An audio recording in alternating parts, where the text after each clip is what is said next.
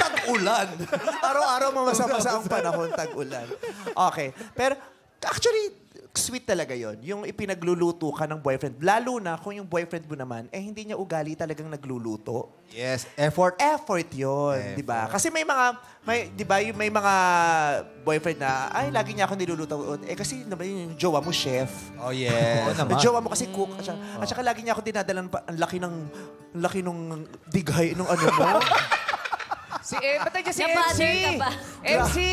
Grabe yung ano niya, yung hiccup niya talaga. Kala ko makukuha niya yung speaker sa taas.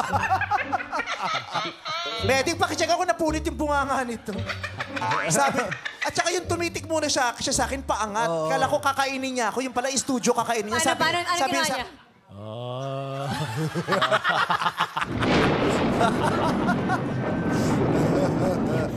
Tapos lumipad mo. Bumuelo. Oo.